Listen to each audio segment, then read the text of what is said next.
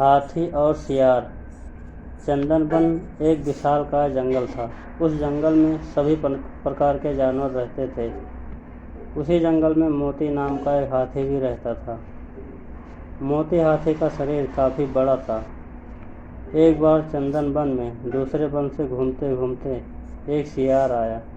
सियार ने जब मोती हाथी को देखा तब उसे देखकर सियार के मुंह में पानी आने लगा।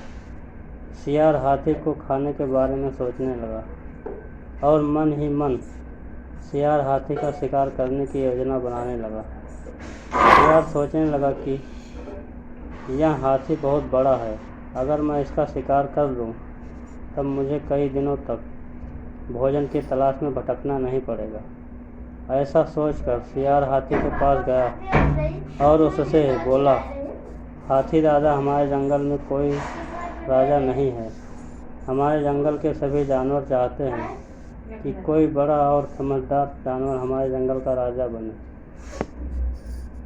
आप बड़े और समझदार दोनों हैं, क्या आप हमारे जंगल का राजा बनना पसंद करेंगे? सियार की बात सुनकर हाथी खुश हो गया। उसने सोचा, उसने राजा बनने के लिए हाँ बोल दिया। इस पर सियार ने हाथी को अपने साथ चलने के लिए बोला। हाथी राजा बनने की खुशी में झूमते हुए सियार के साथ जाने के लिए तैयार हो गया। सियार हाथी को ऐसे तालाब में ले गया जिस तालाब में दलदल था। हाथी राजा बनने की खुशी में इतना मस्त था कि वह बिना सोचे समझे तालाब में नहाने उतर गया। जैसे ही हाथी दलदल वाले तालाब में उतरा, हाथी के पैर दलदल में धंसने लगे। उसने सियार से बोला, तुम मुझे कैसे तालाब में ले आए? मेरी मदद करो, मेरे पैर दलदल में धंस गए हैं। हाथी की बात सुनकर सियार ज़ोर ज़ोर से हंसने लगा और हाथी से बोला, मैं तुम्हारा शिकार करना चाहता था, इसीलिए मैंने तुमसे राजा बनने की बात को झूठ बोला। अब तुम दलदल में फंसकर मर जाओगे और मैं तुमको अपना भोजन बनाऊंगा। सियार की बात सुनकर हाथी की आंखों से आंसू आने लगे। उसने बाहर निकलने की बहुत कोशिश की, बहुत बार सियार से बाहर निकलने की विनती की, लेकिन सियार ने उसकी कोई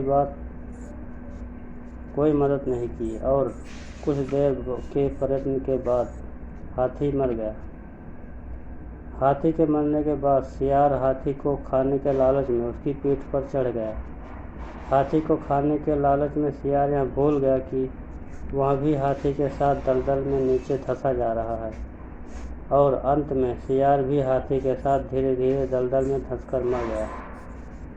इस कहानी से हमें यह शिक्षा मिलती है कि जो दूसरों के लिए बुरा करता है उसके साथ भी बुरा होता है। इसलिए हमें जीवन में कभी भी किसी के साथ बुरा नहीं करना चाहिए। अगर हम किसी के साथ बुरा करते हैं तब हमें भी अपने साथ ऐसा करने के लिए तैयार रहना चाहिए, क्योंकि बुरे कर्म का फल हमेशा बुरा होता है। इसीलिए किसी के साथ कभी बुरा ना करें। आपको हमारी यह कहानी कैसी लगी और आपने इससे क्या सीखा, हमें कमेंट करके ज़रूर बताएं। वीडियो देखने के लिए आपका बहुत बहुत धन्यवाद। Thanks for watching.